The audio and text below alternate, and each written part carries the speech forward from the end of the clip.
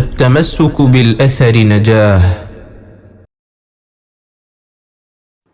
شري أدت حديث. الحديث الرابع عن جابر بن عبد الله رضي الله عنهما أنه قال: سمعت رسول الله صلى الله عليه وسلم يقول: من لقي الله لا يشرك به شيئا دخل الجنة، ومن لقيه يشرك به دخل النار. رواه مسلم. سمعت رسول الله صلى الله عليه وسلم يقول. جابر رضي الله عنه നിവേദനം, റസൂൽ സല്ലല്ലാഹു അലൈഹി വസല്ലമ പറയുന്നതായി ഞാൻ കേട്ടു. മൻ ലഖിയല്ലാഹ ലാ യുശ്രികു ബിഹി ശൈഅൻ ദഖലൽ ജന്ന. മൻ ലഖിയല്ലാഹ, ആരെങ്കിലും അല്ലാഹുവിനെ കണ്ടുമുട്ടിയാൽ, ലാ യുശ്രികു ബിഹി ശൈഅൻ, അല്ലാഹു സുബ്ഹാനഹു വ തആലയിൽ യാതൊന്നിനെയും പങ്കുചേർക്കാതെ, ദഖലൽ ജന്ന, ആ മനുഷ്യൻ സ്വർഗത്തിൽ പ്രവേശിച്ചിരിക്കുന്നു. വമൻ ലഖിയഹു, ആരെങ്കിലും റബ്ബിനെ കണ്ടുമുട്ടിയാൽ, യുശ്രികു ബിഹി, റബ്ബിൽ പങ്കുചേർത്തുകൊണ്ട്, ദഖലൻ നാറ, ആ മനുഷ്യൻ നരകത്തിൽ പ്രവേശിച്ചിരിക്കുന്നു. റവാഹു മുസ്ലിമുൻ. അപ്പോ ജാബിർ റളിയല്ലാഹു അൻഹു പറഞ്ഞ ഹദീസിന്റെ അർത്ഥം, ആരെങ്കിലും അല്ലാഹു സുബ്ഹാനഹു വ തആലയെ കണ്ടുമുട്ടുന്നത് അള്ളാഹുവിൽ പങ്കുചേർക്കാതെ ശിർക്ക് ചെയ്യാതെയാണ് എങ്കിൽ അയാൾ സ്വർഗത്തിൽ പ്രവേശിക്കപ്പെടും. നേരെ മറിച്ച് അയാൾ ശിർക്ക് ചെയ്തുകൊണ്ട് അള്ളാഹുവിൽ പങ്കുചേർത്തുകൊണ്ടാണ് റബ്ബിനെ കണ്ടുമുട്ടുന്നത് എങ്കിൽ, മരണപ്പെട്ടു പോകുന്നത് എങ്കിൽ അയാൾ നരകാവകാശിയാണ് എന്ന് റസൂൽ സല്ലല്ലാഹു അലൈഹി വസല്ലമ പറഞ്ഞു നൽകുകയാണ്. ഈ ഹദീസുമായി ബന്ധപ്പെട്ട് നമ്മളെ സംബന്ധിച്ചിടത്തോളം ഏറ്റവും പ്രധാനപ്പെട്ട കാര്യം, ഒരു മനുഷ്യൻ അവന്റെ ജീവിതത്തിൽ ഏത് നല്ല സൽക്കർമ്മം ചെയ്താലും അവൻ വിശ്വാസപരമായി അബദ്ധമുള്ളവനാണ്, പിഴച്ചുപോയ ആളാണ് എങ്കിൽ അയാളുടെ മറ്റ് സൽക്കർമ്മങ്ങൾ കൊണ്ടൊന്നും കാര്യമില്ല എന്ന് ഈ ഹദീസിന്റെ ഒന്നാമത്തെ ഗുണപാഠമായി നമുക്ക് മനസ്സിലാക്കാൻ സാധിക്കും. അതിനൊരു ഉദാഹരണമാണ് റസൂൽ സല്ലല്ലാഹു അലൈഹി വസല്ലമയോട് മഹദി ആയിഷ റളിയല്ലാഹു അൻഹ അവർ ചോദിക്കുകയാണ്, യാ റസൂലല്ലാഹ്, ഇബ്നു ജുദ്ആൻ, റസൂലെ, ഇബ്നു ജുദ്ആൻ എന്ന് പറയുന്ന ഒരു വ്യക്തിയുണ്ട്. ഖാന ഫിൽ ജാഹിലിയ യസ്ലു റഹിം, ജാഹിലിയ കാലഘട്ടത്തിൽ ജീവിച്ചിരുന്ന മനുഷ്യനായിരുന്നല്ലോ. അദ്ദേഹം കുടുംബബന്ധമൊക്കെ ചേർക്കുന്ന വ്യക്തിയായിരുന്നു. വയുത്ഇമുൽ മിസ്കീൻ, ദരിദ്രർക്ക് ഭക്ഷണം നൽകുന്ന വ്യക്തിയായിരുന്നു. എന്നാൽ ഫഹൽ ദാക നാഫിഉഹു, ഇയാൾക്കിത് പ്രയോജനപ്പെടുമോ? ഇയാൾ ഈ ചെയ്ത ഈ സൽക്കർമ്മങ്ങൾ, അഥവാ പാവപ്പെട്ടവർക്ക് ഭക്ഷണം കൊടുക്കുക, കുടുംബബന്ധം ചേർക്കുക, അങ്ങനെ പൊതുജനങ്ങൾ വളരെ നന്മയായി കാണുന്ന പല സൽപ്രവർത്തനങ്ങളും, ഇതൊക്കെ ചെയ്യുന്ന ഈ മനുഷ്യന് ഈ പറയപ്പെട്ട പ്രവർത്തനങ്ങളൊക്കെ ചെയ്തതുകൊണ്ട് എന്തെങ്കിലും നേട്ടമുണ്ടോ, ഗുണമുണ്ടോ എന്ന് റസൂലുള്ളാഹി സ്വല്ലല്ലാഹു അലൈഹി വസല്ലമയോട് മഹദി ആയിഷ റളിയല്ലാഹു അൻഹ ചോദിക്കുകയാണ്. ആ സമയത്ത് പ്രവാചകൻ പറയുന്നു, ലാ യൻഫഉഹു, അതൊന്നും അയാൾക്ക് ഗുണപ്പെടുകയില്ല. ഇന്നഹു ലം യഖുൽ യൗമൻ, കാരണം അയാൾ ഒരിക്കൽ പോലും അയാളുടെ ജീവിതത്തിൽ പറഞ്ഞിട്ടില്ല, റബ്ബിഗ്ഫിർ ലീ ഖതീഅതി യൗമദ്ദീൻ, നാളെ പരലോകത്ത് വരുമ്പോ റബ്ബേ എന്റെ പാപങ്ങളൊക്കെ നീ പുറത്തു തരയണമേ എന്നൊരിക്കൽ പോലും പറഞ്ഞിട്ടില്ല. കാരണം അയാൾ അവിശ്വാസിയായിരുന്നു. അവിശ്വാസിയായിട്ടാണ് അയാൾ മരണപ്പെട്ടു പോയത്, അവിശ്വാസിയായിട്ടാണ് അയാൾ ജീവിച്ചത്. അപ്പൊ അങ്ങനെ ജീവിച്ചു മരണപ്പെട്ടു പോയൊരു മനുഷ്യൻ അയാളുടെ ജീവിതത്തിൽ ചെയ്ത ആ സൽക്കർമ്മം ജനങ്ങളൊക്കെ വളരെ വലുതായി കാണുന്ന, ഒരുപാട് ആളുകൾക്ക് ഭക്ഷണം കൊടുക്കുന്നുണ്ട്, ഒരുപാട് ആളുകൾക്ക് മറ്റു നിലക്കുള്ള പല ഉപകാരങ്ങൾ അയാൾ ചെയ്യുന്നുണ്ട്. പക്ഷേ അതൊന്നും അയാൾക്കത് ഫലപ്പെടുകയില്ല എന്നുള്ളതാണ് റസൂൽ സല്ലല്ലാഹു അലൈഹി വസല്ലം പറയുന്നത്. അതുകൊണ്ട് തന്നെ നമ്മൾ മനസ്സിലാക്കുക, നമ്മളുടെ ജീവിതത്തിൽ ദീൻ പഠിക്കാൻ നമ്മൾ സമയം മാറ്റിവെക്കേണ്ടതുണ്ട് എന്നുള്ളത് ഈ ഒരൊറ്റ ഹദീസ് നമുക്ക് ബോധ്യപ്പെടുത്തി നൽകുന്നതാണ്. കാരണം മറ്റെന്ത് അബദ്ധങ്ങൾ നമ്മളുടെ ജീവിതത്തിൽ സംഭവിച്ചു പോയാലും അതൊരു പക്ഷേ നമുക്ക് മറികടക്കാൻ സാധിക്കും. പക്ഷെ നമ്മളുടെ ജീവിതത്തിലെ വിശ്വാസപരമായ വൈകല്യങ്ങൾ, അബദ്ധങ്ങൾ, അത് നമ്മളെ സംബന്ധിച്ചിടത്തോളം വലിയ നഷ്ടം ഇഹപര ജീവിതത്തിൽ ഉണ്ടാക്കുമെന്നുള്ളതാണ് ഈ സംഭവം നമുക്ക് പഠിപ്പിച്ചു നൽകുന്നത്. മാത്രമല്ല, ഇമാം നവവി റഹിമഹുള്ളയെ പോലെയുള്ള ഉലമാക്കൾ ഇത്തരത്തിൽ കുഫാറുകൾ, അവിശ്വാസികളായ ആളുകൾ, അവർ ചെയ്ത സൽക്കർമ്മങ്ങൾ അവർക്ക് നാളെ പരലോകത്ത് പ്രയോജനപ്പെടുകയില്ല എന്ന് ഇജ്മാ ഉദ്ധരിച്ചതായി കാണാൻ സാധിക്കും. അഥവാ അതിൽ തർക്കമില്ലാത്ത വിഷയമാണ്. ഇത്തരത്തിലുള്ള ആളുകൾ ചെയ്ത സൽക്കർമ്മങ്ങൾ അവർക്ക് ഗുണപ്പെടുകയില്ല എന്നുള്ളത് എന്ന് അവർ സൂചിപ്പിച്ചതായി കാണാൻ സാധിക്കും. ശരി, ഇനി എന്താണ് ഷിർക്ക് എന്നതുകൊണ്ട് ഉദ്ദേശിക്കുന്നത്? ഷിർക്ക് എന്ന പദത്തിന്റെ ഭാഷാപരമായ അർത്ഥം അൽ ഖിൽതു വദ്ദമ്മു എന്നൊക്കെയാണ്. അഥവാ കൂട്ടിക്കലർത്തുക, കൂട്ടിച്ചേർക്കുക എന്നൊക്കെയാണ് അതിന്റെ ഭാഷയിൽ അർത്ഥം. പക്ഷെ ഇസ്തിലാഹിൽ, സാങ്കേതികപരമായി അതിന്റെ അർത്ഥം ഫഹുവ തസ്വിയത്തു ഗൈരില്ലാ, അല്ലാഹു സുബ്ഹാനഹു വ തആല, അല്ലാഹു സുബ്ഹാനഹു തസ്വിയത്തു ഗൈരില്ല, അല്ലാഹു അല്ലാത്തവരെ തുലനപ്പെടുത്തലാണ് ബില്ലാഹ്, അല്ലാഹുവിനോട്. അല്ലാഹു സുബ്ഹാനഹു വ തആലയോട് അല്ലാഹു അല്ലാത്തവരെ തുലനപ്പെടുത്തുക. ഫീമാ ഹുവ മിൻ ഖസാഇസില്ലാഹി തആല, അല്ലാഹു സുബ്ഹാനഹു വ തആലക്ക് മാത്രം പ്രത്യേകമായ വിഷയങ്ങളിൽ, റബ്ബിന് മാത്രം വകവെച്ചു കൊടുക്കേണ്ട കാര്യങ്ങളിൽ റബ്ബല്ലാത്തവരെ തുലനപ്പെടുത്തുക, റബ്ബല്ലാത്തവർക്ക് കൂടെ അത് വകവെച്ചു കൊടുക്കുക. ഇങ്ങനെ ചെയ്താൽ അതാണ് ഷിർക്ക് എന്നതുകൊണ്ട് ഉദ്ദേശിക്കുന്നത് എന്ന് അലമാക്കൾ പറഞ്ഞതായി കാണാൻ സാധിക്കും. ഇനി ഷിർക്കിനെ രണ്ടായി തരംതിരിച്ചിട്ടുണ്ട്. ഷിർക്കിനെ രണ്ടായി തരംതിരിച്ചിട്ടുണ്ട്. ഒന്ന് ഷിർക്ക് അക്ബർ, മറ്റൊന്ന് അശ്ശിർക്കുൽ അസ്ഗർ. അശ്ശിർക്കുൽ അക്ബർ എന്നും അശ്ശിർക്കുൽ അസ്ഗർ എന്നും ഉലമാക്കൾ ഷിർക്കിനെ രണ്ടായി തരംതിരിച്ചിട്ടുണ്ട്. എന്താണ് ഇതിന്റെ തെളിവ്? റസൂൽ സല്ലല്ലാഹു അലൈഹി വസല്ലമ പറയുകയാണ്, ഇന്ന അഖ്വഫ മാ അഖാഫു അലൈക്കും അശ്ശിർക്കുൽ അസ്ഗർ, ഞാൻ നിങ്ങളുടെ കാര്യത്തിൽ ഏറ്റവും അധികം ഭയപ്പെടുന്നത് ചെറിയ ഷിർക്കാണ്, അശ്ശിർക്കുൽ അസ്ഗർ ആണ്. എന്നിട്ട് ശേഷം സ്വഹാബത്ത് ചോദിക്കുകയാണ്, റസൂലുള്ളാഹി എന്താണ് ഈ ഷിർക്കുൽ അസ്ഗർ? അപ്പൊ പ്രവാചകൻ സ്വല്ലല്ലാഹു അലൈഹി വസല്ലം പറയുന്നു, അരിയ, ജനങ്ങളെ കാണിക്കാൻ വേണ്ടി ചെയ്യുന്ന പ്രവർത്തനങ്ങളാണ്. അപ്പൊ ഈ ഹദീസിൽ റസൂൽ സല്ലല്ലാഹു അലൈഹി വസല്ലം ഷിർക്കിനെ പ്രയോഗിച്ചത് അശ്ശിർക്കുൽ അസ്ഗർ എന്നാണ്, ചെറിയ ഷിർക്ക്. അപ്പോ ഉലമാക്കൾ പറയുന്നു ഷിർക്ക് രണ്ട് വിധത്തിലാണ്. ഒന്ന് അശ്ശിർക്കുൽ അക്ബർ, അതാണ് നമ്മളിപ്പോ നേരത്തെ സൂചിപ്പിച്ചത്, തസ്വിയത്തു ഗൈരില്ലാഹി ബില്ലാഹ്, അല്ലാഹു അല്ലാത്തവരെ അല്ലാഹുവിനോട് സമമാക്കുക. ഫീമാ ഹുവ മിൻ ഖസാഇസില്ലാഹി തആല, അല്ലാഹുവിന് മാത്രം പ്രത്യേകമായി നൽകേണ്ട വിഷയങ്ങളിൽ അല്ലാഹു അല്ലാത്തവരെ അല്ലാഹുവിനോട് സമന്മാരാക്കുക. ഉദാഹരണം പറഞ്ഞാൽ പ്രാർത്ഥന എന്നുള്ളത് അല്ലാഹു സുബ്ഹാനഹു വ തആലയുടെ ഖസായിസിൽപ്പെട്ടതാണ്, റബ്ബിന് മാത്രം കൊടുക്കേണ്ടതാണ്. അത് അല്ലാഹു അല്ലാത്തവർക്ക് വേണ്ടി കൊടുത്താൽ അതാണ് ഷിർക്കിന് ഉദാഹരണമായി നമുക്ക് മനസ്സിലാക്കാൻ സാധിക്കുന്നത്. ഇനി എന്താണ് അശ്ശിർക്കുൽ അസ്ഗർ എന്ന് പറഞ്ഞാൽ? കാരണം ഷിർക്കുൽ അസ്ഗർ എന്ന് പറഞ്ഞാൽ ഈ പറയപ്പെട്ടതുപോലെ റിയാ മാത്രമാണോ? ജനങ്ങളെ കാണിക്കാൻ വേണ്ടി ചെയ്യുന്ന സൽക്കർമ്മങ്ങൾ. ഒരാള്, ഉദാഹരണത്തിന് റസൂൽ സല്ലല്ലാഹു അലൈഹി വസല്ലം തന്നെ പറയുന്നതായി ഹദീസിൽ കാണാം, ഒരാൾ നിസ്കരിക്കാൻ വേണ്ടി വരുന്നു. അങ്ങനെ നമസ്കരിച്ചു കൊണ്ടിരിക്കെ അയാൾ ആദരിക്കുന്ന, ബഹുമാനിക്കുന്ന മറ്റൊരാൾ തന്റെ നമസ്കാരം ശ്രദ്ധിക്കുന്നുണ്ടോ എന്ന് അയാൾക്ക് തോന്നുന്നു. ആ സമയത്ത് തന്റെ നമസ്കാരത്തെ മൂടി പിടിപ്പിക്കുക, ഭംഗി കൂട്ടുക. അപ്പൊ യഥാർത്ഥത്തിൽ ഇയാൾ നമസ്കരിക്കുന്ന നമസ്കാരം അല്ലാഹു അല്ലാത്തവരിലേക്ക് അതിന്റെ ഉദ്ദേശം ഇയാൾ വഴിതിരിച്ചു വിട്ടും. അതാണ് ഷിർക്കുൽ അസ്ഗർ, റിയാ എന്ന് പറഞ്ഞാൽ. എന്നാൽ ഈ റിയാ മാത്രമാണോ ഷിർക്കുൽ അസ്ഗർ എന്ന് പറഞ്ഞാൽ മറ്റിതര കർമ്മങ്ങൾ അല്ലെങ്കിൽ മറ്റിതര കാര്യങ്ങൾ കൂടെ ഇതിൽ ഉൾപ്പെടുമോ? ഉലമാക്കൾ പറയുന്നു ഷിർക്കുൽ അക്ബർ അല്ലാത്തതെല്ലാം, അഥവാ ഷിർക്കായി പരിചയപ്പെടുത്തിയ ഷിർക്കിലേക്ക് വഴി നടത്തപ്പെടുന്നതെല്ലാം ഷിർക്കുൽ അസ്ഗറായി പറയപ്പെടും. ഷിർക്കിലേക്ക് വസീലയായിട്ടുള്ള, ഷിർക്കിലേക്ക് മാർഗമായിട്ടുള്ള ഏതൊരു കാര്യവും, എന്നാൽ അത് ഇസ്ലാമിൽ നിന്ന് പുറത്തു പോകുമെന്ന് അല്ലാഹു സുബ്ഹാനഹു വ തആല പറഞ്ഞിട്ടില്ല, റസൂൽ സല്ലല്ലാഹു അലൈഹി വസല്ലം പറഞ്ഞിട്ടില്ല, എങ്കിൽ അതിനൊക്കെ ഷിർക്കുൽ അസ്ഗറായി പറയപ്പെടും. ഇൻഷാ അല്ലാഹ് അതിന്റെ ഉദാഹരണങ്ങളൊക്കെ നമുക്ക് വരുന്നുണ്ട്.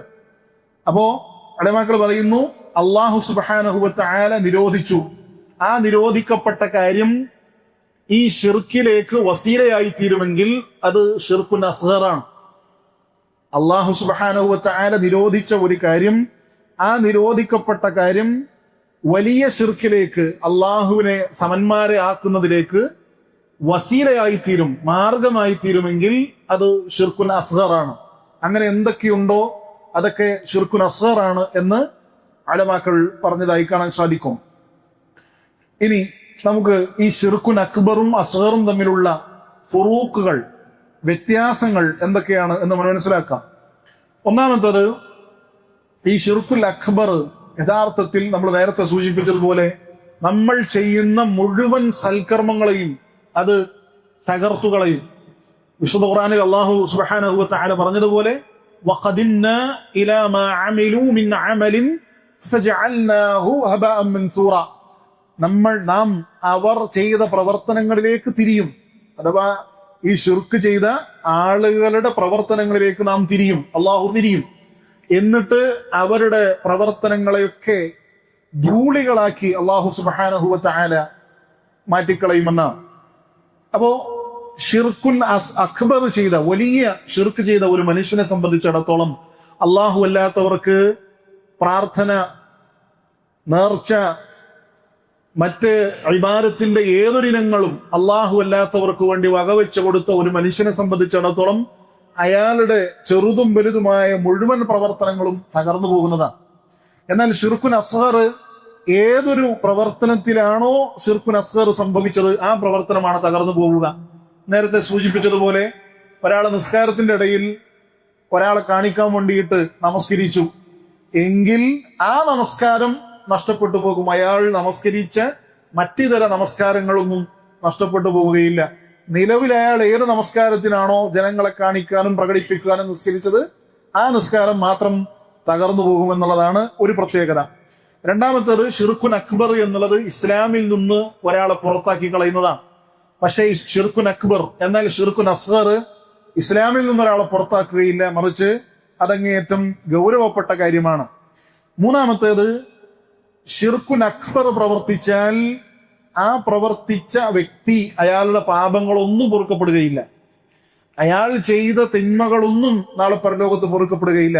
നേരെ മറിച്ച് ഷിർക്കുൻ അസ്ഗർ ആണ് എങ്കിൽ അയാൾ പിന്നീട് എന്ത് ചെയ്തേക്കും, ഒരുപക്ഷെ അയാൾ ചെയ്ത തിന്മകളുടെ കണക്കെടുത്ത് അയാൾ നരകത്തിലേക്കാണെങ്കിൽ നരകത്തിലേക്ക് അയാളെ പറഞ്ഞതിരിച്ചതിന് ശേഷം പിന്നീട് അയാൾക്ക് സ്വർഗത്തിലേക്ക് ഒരുപക്ഷെ അല്ലാഹു സുബ്ഹാനഹു വ തആല പ്രവേശിപ്പിക്കുന്നതാണ്.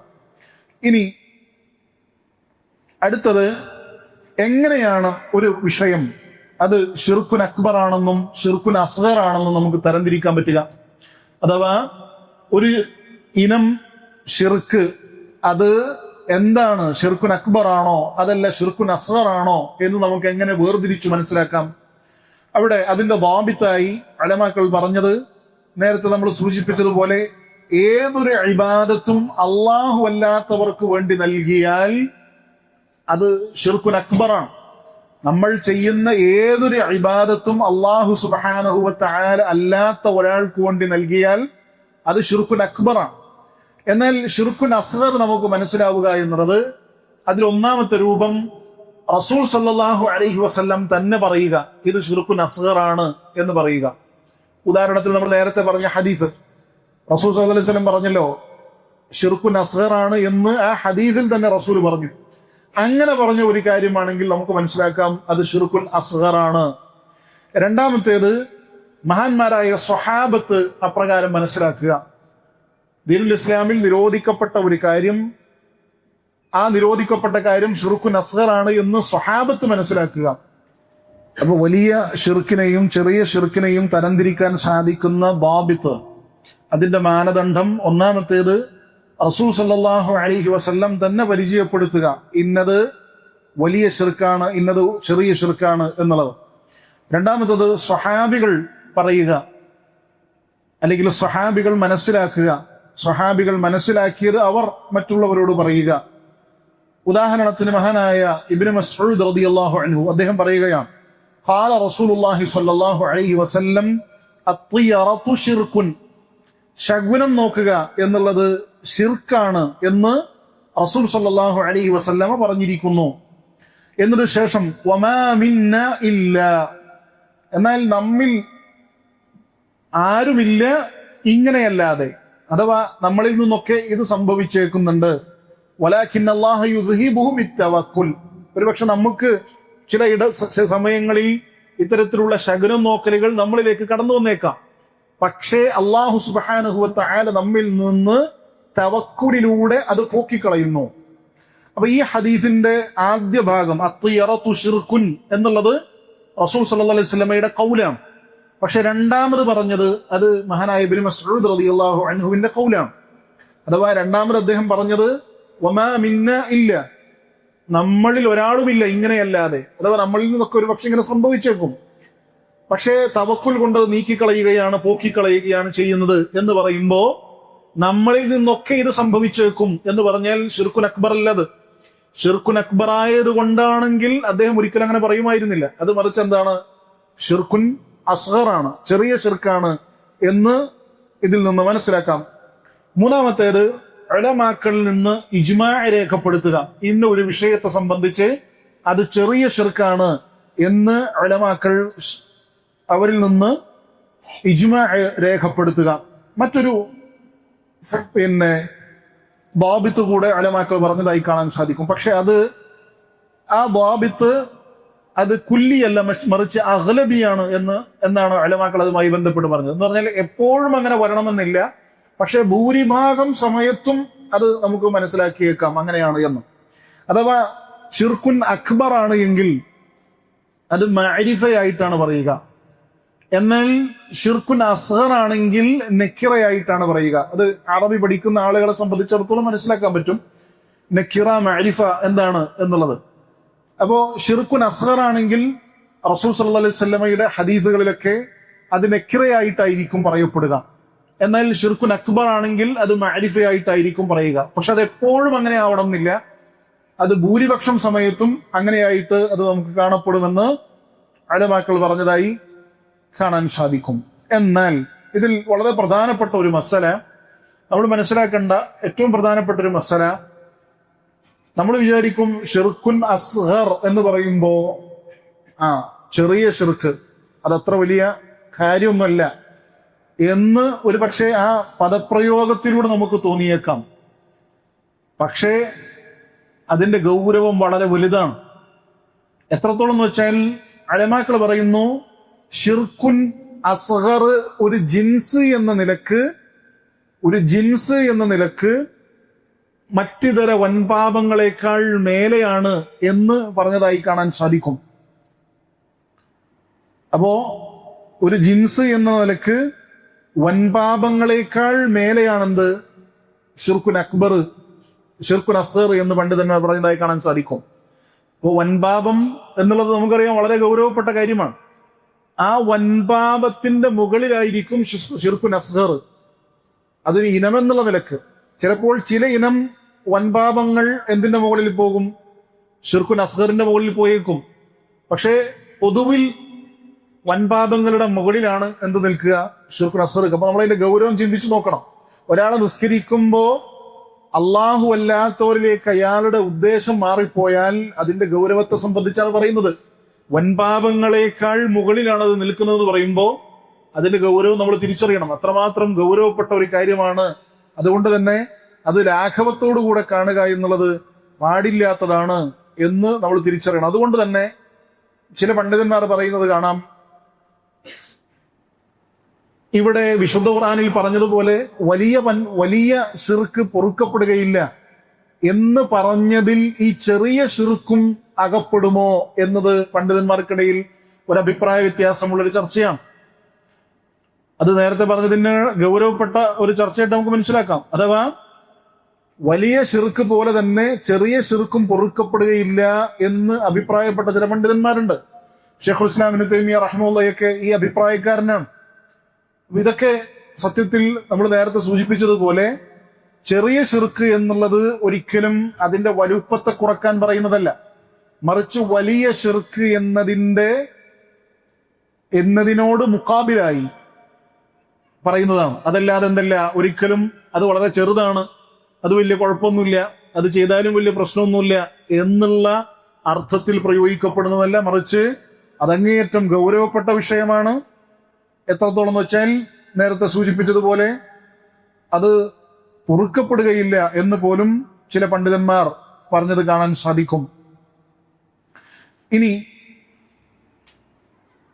ഈ ഹദീസുമായി ബന്ധപ്പെട്ട് അവസാനമായിട്ട് നമുക്കൊരു പ്രധാനപ്പെട്ട മറ്റൊരു കാര്യം, ഇവർ അഥവാ അള്ളാഹുവെ അല്ലാത്തവർക്ക് ആരാധനകൾ വകതിരിച്ചുവിടുന്ന ആളുകൾ ജനങ്ങളിലേക്ക് ഇളക്കിവിടാറുള്ള ചില ശുബ്ഹത്തുകൾ, ആളുകളെ സംശയം ജനിപ്പിച്ചുകൊണ്ടും അവരുടെ മനസ്സുകളിൽ പല നിലക്കുള്ള ഇതൊക്കെ കുഴപ്പമില്ല, ഇതൊക്കെ നമ്മൾ ചെയ്യുന്നത് ശരിയാണ് എന്ന് തോന്നിപ്പിക്കുന്ന നിലക്ക് അവരുടെ മനസ്സുകളിലേക്ക് ഇളക്കിവിടുന്ന ചില സംശയങ്ങൾ. ആ സംശയങ്ങളിൽപ്പെട്ട ഒന്നാണ് ഈ ആളുകൾ പറയുന്നത്, അള്ളാഹു അല്ലാത്തവർക്ക് നമ്മൾ ആരാധനകൾ അർപ്പിച്ചാലും 2 കാര്യങ്ങൾ ഉണ്ടെങ്കിലേ അത് ശിർക്കായി മാറുകയുള്ളൂ എന്ന് ഈ ആളുകൾ പറയുന്നു. അതിലൊന്നാമത്തേത്, അള്ളാഹു സുബ്ഹാനഹു വ തആലയിൽ ഉലൂഹിയത്തുണ്ട് എന്ന് വിശ്വസിക്കുന്നത് പോലെ അള്ളാഹുവെ അല്ലാത്തവർക്കും ഉലൂഹിയത്തുണ്ട് എന്ന് വിശ്വസിക്കണം. അപ്പൊ നമ്മൾ വിചാരിക്കും, ഉലൂഹിയത്തുണ്ട് എന്ന് വിശ്വസിക്കണം എന്ന് പറഞ്ഞാൽ എന്താണ് അതിന്റെ ഉദ്ദേശം എന്ന് ചോദിക്കും. യഥാർത്ഥത്തിൽ നമ്മുടെ നാട്ടിലൊക്കെ പറയണത് പോലെ, നമ്മുടെ നാട്ടില് ഈ അള്ളാഹു അല്ലാത്തവർ വിളിച്ചു പ്രാർത്ഥിക്കുന്ന ആളുകൾ പറയുന്നത് പോലെ, അഥവാ റബ്ബാണെന്ന് വിശ്വസിക്കാതിരുന്നാൽ മതി, റബ്ബാണെന്ന് വിശ്വസിക്കാതിരുന്നാൽ മതി. അങ്ങനെ വിശ്വസിക്കാതിരുന്നാൽ പിന്നെന്താണ്, പിന്നെ ആരെ വേണമെങ്കിലും വിളിച്ച് പ്രാർത്ഥിക്കാം, കുഴപ്പമൊന്നുമില്ല. ഇതൊന്നാമത്തെ അവരുടെ ശുഭത്തായിട്ട് പറയപ്പെടുന്നതാണ്. ഇതെവിടെ നിന്ന് കിട്ടി എന്ന് പറഞ്ഞാൽ, ഇതിന്റെ തുടക്കം യഥാർത്ഥത്തിൽ ലാ ഇലാഹ ഇല്ലല്ലാഹ് മനസ്സിലാക്കുന്നിടത്ത് നിന്ന് തുടങ്ങിയതാണ്. ഈ ലാ ഇലാഹ ഇല്ലല്ലാഹ് ഇവരർത്ഥം വെക്കുമ്പോ നമ്മളൊക്കെ അതിന് അർത്ഥമായിട്ട് പറയാ, അള്ളാഹു അല്ലാതെ ആരാധനക്കർഹനില്ല എന്നാണെങ്കിൽ ഈ ആളുകൾ പറയുക അള്ളാഹു അല്ലാതെ സൃഷ്ടാവില്ല എന്നാണ്. അപ്പൊ അള്ളാഹു അല്ലാതെ സൃഷ്ടാവില്ല എന്നൊരാൾ വിശ്വസിച്ചാൽ പിന്നെ അയാൾക്ക് എന്ത് ചെയ്യാം? അള്ളല്ലാത്തവർക്ക് പ്രാർത്ഥിച്ചാലും അള്ളല്ലാത്തവരോട് മറ്റെന്തെങ്കിലും ഇബാദത്തിന് ഇനം കൊടുത്താലും അയാൾ എന്തില്ല? അയാൾ ശിർക്ക് ചെയ്യണില്ല. അപ്പൊ ഇതാണ് ഇവർ ഒന്നാമത് പറയുന്ന ശുബ്ഹത്ത്. രണ്ടാമത്തത് പറയുന്നത്, ഇവർക്ക് സ്വമേധയാ കഴിവുണ്ട് എന്ന് വിശ്വസിക്കാതിരുന്നാൽ മതി. അള്ള കൊടുത്ത കഴിവിൽ നിന്നാണെന്ന് വിശ്വസിച്ചാൽ കുഴപ്പമില്ല. അതിന് പണ്ഡിതന്മാർ പറയുന്നത്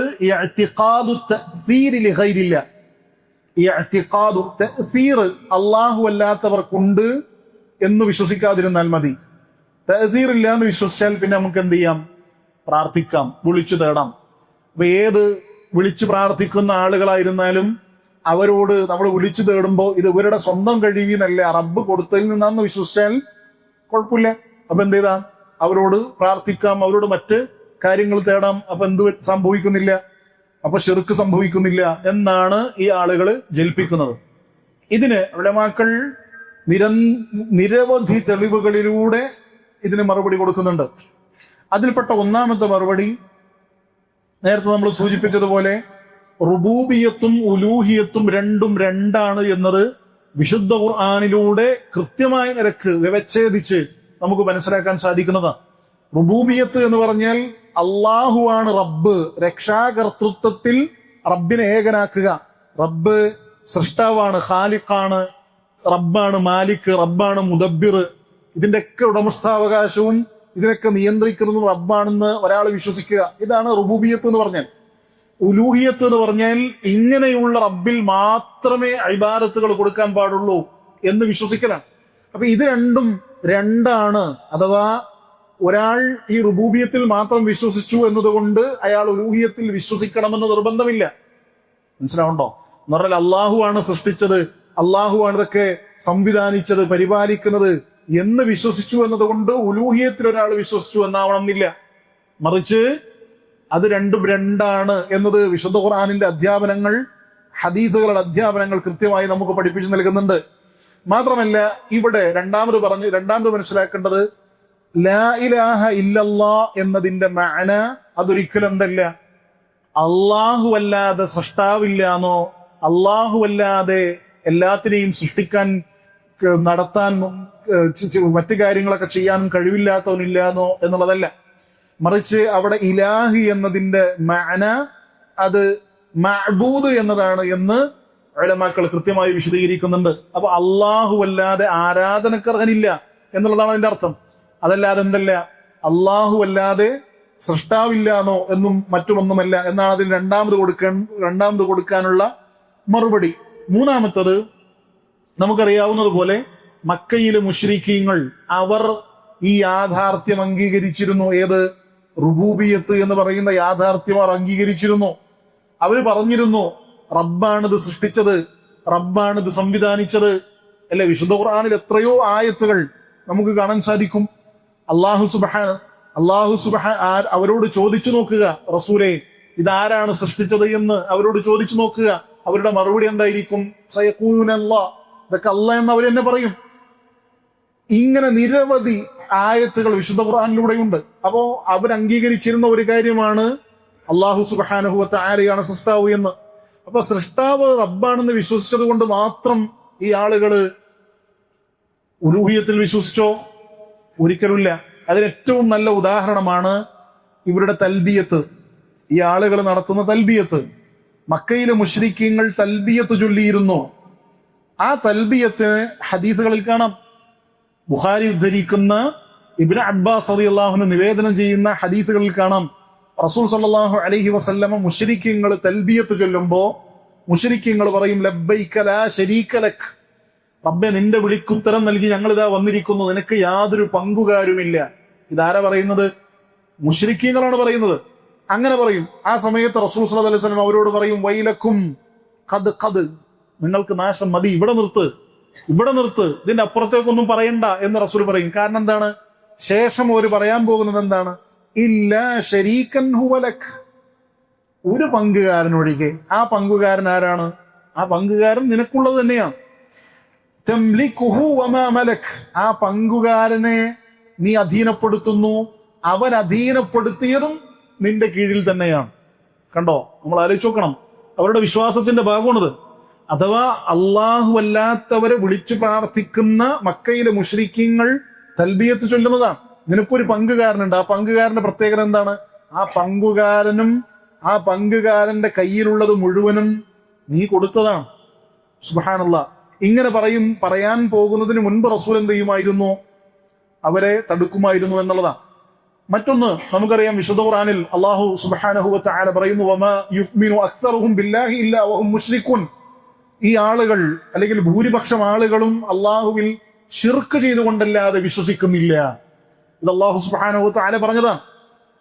എന്നിട്ട് ഇതിനെ വിശദീകരിച്ചുകൊണ്ട് ഇബ്നു അബ്ബാസ് റളിയല്ലാഹു അൻഹു അദ്ദേഹം ഈ ആയത്തിനെ വിശദീകരിച്ചുകൊണ്ട് അദ്ദേഹം പറയണം തസ്അൽഹും മൻ ഖലഖഹും, അവരോട് ചോദിച്ചു നോക്കുക ആരാണ് അവരെ സൃഷ്ടിച്ചത് എന്ന് അവരോട് ചോദിച്ചു നോക്കുക.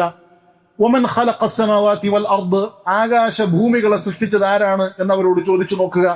ഫയഖൂലൂന അല്ലാഹ്, ഈ ആളുകൾ മറുപടി പറയും അല്ലാഹുവാണ് എന്ന്. എന്നതിന് ശേഷം അദ്ദേഹം പറയും ഫദാലിക ഈമാനുഹും വഹും യഅ്ബുദൂന ഗൈറ, അതാണ് അവരുടെ വിശ്വാസം. അവർ അല്ലാഹുവല്ലാതെ മറ്റാളുകളെ വിളിച്ചു പ്രാർത്ഥിക്കുമ്പോൾ, ആരാധനകൾ അർപ്പിക്കുമ്പോൾ അവരുടെ വിശ്വാസം ഇതാണ് എന്ന് ഇബ്നു അബ്ബാസ് റളിയല്ലാഹു അൻഹു ഈ ആയത്തിനെ വിശദീകരിച്ചുകൊണ്ട് പറയുകയാണ്.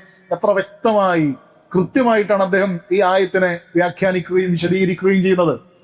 ഇനി അവസാനമായിട്ട് ഈ ഇവര് പറയുന്നത് പോലെ അവർക്ക് കഴിവുണ്ട് എന്ന് സ്വമേധയാൽ തന്നെ കഴിവുണ്ട് എന്ന് വിശ്വസിച്ചാൽ മാത്രമേ അത് ശിർക്കായി മാറുകയുള്ളൂ, അല്ലെങ്കിൽ ശിർക്കാവുകയില്ല എന്ന് പറയുന്നതിന് കൃത്യമായി മറുപടി വിശുദ്ധ ഖുർആനിൽ തന്നെ നമുക്കുണ്ടെന്ന് കാണാൻ സാധിക്കും. ഹദീസ് നമ്മൾ നേരത്തെ സൂചിപ്പിച്ചു, വിശുദ്ധ ഖുർആനിൽ തന്നെ നമുക്ക് കാണാൻ സാധിക്കും. കാരണം ഈ മുശ്രിക്കീങ്ങളായിട്ടുള്ള ആളുകൾ പലരും അവർ മനസ്സിലാക്കിയിരുന്നതും വിശ്വസിച്ചിരുന്നതും വിഗ്രഹങ്ങൾ, ഇവർ വിളിച്ചു തേടുന്ന ഈ വിഗ്രഹങ്ങൾക്ക് ഉപകാരമോ ഉപദ്രവമോ ചെയ്യാൻ സാധിക്കുകയില്ല എന്നായിരുന്നു. അങ്ങനെ അവർ വിശ്വസിച്ചിരുന്നു. ഈ വിഗ്രഹങ്ങൾ അവർക്ക് ഉപകാരമോ ഉപദ്രവമോ ചെയ്യാൻ സാധിക്കുകയില്ല എന്നവർ വിശ്വസിച്ചിരുന്നു. അല്ലാഹു സുബ്ഹാനഹു വ തആല സൂറത്തു ശുഅറായിൽ 69 മുതൽ 74 വരെയുള്ള വചനങ്ങളിൽ പറയുകയാണ് വത്ലു അലൈഹിം ഇബ്രാഹിം അലൈഹി സ്വലാത്തു വസ്സലാമിന്റെ വൃത്താന്തം അവരുടെ മേൽ പാരായണം ചെയ്യുക.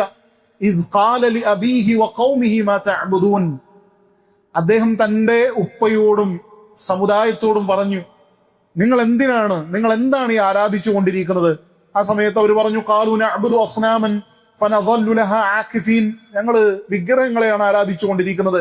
ഖാല ഹൽ യസ്മഊനകും ഇദ് തദ്ഊൻ, നിങ്ങൾ ഈ പ്രാർത്ഥിക്കുന്നതൊക്കെ ഇവർ കേൾക്കുന്നുണ്ടോ? ഈ വിഗ്രഹങ്ങളൊക്കെ നിങ്ങൾ ഈ ചോദിക്കുന്നത് വല്ലതും കേൾക്കുന്നുണ്ടോ? ഔ യൻഫഊനകും ഔ യദുറൂൻ, നിങ്ങൾക്ക് എന്തെങ്കിലും ഉപകാരം എന്തെങ്കിലും ഉപദ്രവം ഈ വിഗ്രഹങ്ങൾ നിങ്ങൾക്ക് ചെയ്തു നൽകുമോ? ഖാലൂ, അവരുടെ മറുപടി എന്താ? ബൽ വജദ്നാ ആബാഅനാ കദാലിക യഫ്അലൂൻ, ഞങ്ങളുടെ ഉപ്പമാർ അപ്രകാരം പ്രവർത്തിക്കുന്നത് കണ്ടു, ഞങ്ങൾ അപ്രകാരം പ്രവർത്തിക്കുന്നു. അവരുടെ മറുപടി എന്തല്ല? ഞങ്ങൾ കണ്ടിട്ടുണ്ട്, അവരൊക്കെ കേൾക്കും, ഇവരൊക്കെ ഇത് മനസ്സിലാക്കും, ഇവരൊക്കെ ഉത്തരം നൽകാൻ സാധിക്കും, ഉപകാരം ചെയ്യാൻ സാധിക്കും, ഉപദ്രവം ചെയ്യാൻ സാധിക്കും എന്നല്ല മറുപടി. മറിച്ച് ഞങ്ങളുടെ ഉപ്പാപ്പമാർ ഇങ്ങനെ ചെയ്യുന്നത് ഞങ്ങൾ കണ്ടിട്ടുണ്ട്, ആ കണ്ടതിന്റെ അടിസ്ഥാനത്തിൽ ഞങ്ങൾ പ്രവർത്തിക്കുന്നതാണ് എന്നായിരുന്നു ഇവരുടെ മറുപടി. അതാണ് ഇമാം ബഗവി റഹിമഹുല്ല, നമുക്കറിയാം അദ്ദേഹം മുഫസ്സിറാണ്, അദ്ദേഹം വിശദീകരിക്കുകയാണ് ഈ ആയത്തിനെ തഫ്സീർ കൊടുക്കുമ്പോൾ പറയുകയാണ്, മഅനാഹു ഇന്നഹ ലാ തസ്മഉ ഖൗലൻ വലാ തജ്ലിബു നഫ്അൻ, ഈ വിഗ്രഹങ്ങൾ കേൾക്കുകയോ അല്ലെങ്കിൽ ഉപകാരം കൊണ്ടുവരികയോ ചെയ്യുകയില്ല, വലാ തദ്ഫഉ ദർറൻ, ഒരു ഉപദ്രവവും തടുക്കുകയില്ല, ലാകിൻ ഇഖ്തദൈനാ ബിആബാഇനാ, പക്ഷെ ഇതൊക്കെ ഞങ്ങൾക്കറിയാം, പക്ഷെ ഞങ്ങൾ എന്ത് ചെയ്തതാണ്? ഞങ്ങളുടെ പൂർവ്വപിതാക്കന്മാരെ പിന്തുടരുക മാത്രമാണ് ചെയ്തത് എന്ന് ഈ ആയത്തിനെ വിശദീകരിച്ചുകൊണ്ട് ഇമാം മഹാനായ ബഗവി റഹിമഹുല്ല അദ്ദേഹം പറയുന്നതായി കാണാൻ സാധിക്കും. ഇതൊക്കെ കൃത്യമായ വിശുദ്ധ ഖുർആനിലൂടെയും ഹദീസുകളിലൂടെയുമുള്ള വ്യാഖ്യാനങ്ങൾ സ്വഹാബികൾ മനസ്സിലാക്കിയത്, മഹാന്മാരായ ഉലമാക്കള്, മുഫസ്സിരീങ്ങള്, ശാരിഹീങ്ങള് അവരൊക്കെ വിശദീകരിച്ചതും പഠിപ്പിച്ചതുമായിട്ടുള്ള കാര്യങ്ങളാണ്. അതുകൊണ്ട് നമ്മൾ ഇത് അൽഹംദുലില്ലാ കൃത്യതയോടുകൂടെ മനസ്സിലാക്കാൻ വേണ്ടി പരിശ്രമിക്കുക. അല്ലാഹു സുബ്ഹാനഹു വ തആല ഖബൂൽ ചെയ്ത് അനുഗ്രഹിക്കുമാറാവട്ടെ. സുബ്ഹാനകല്ലാഹുമ്മ വബിഹംദിക അശ്ഹദു അൻ ലാ ഇലാഹ ഇല്ലാ അൻത അസ്തഗ്ഫിറുക വ അത്തൂബു ഇലൈക്.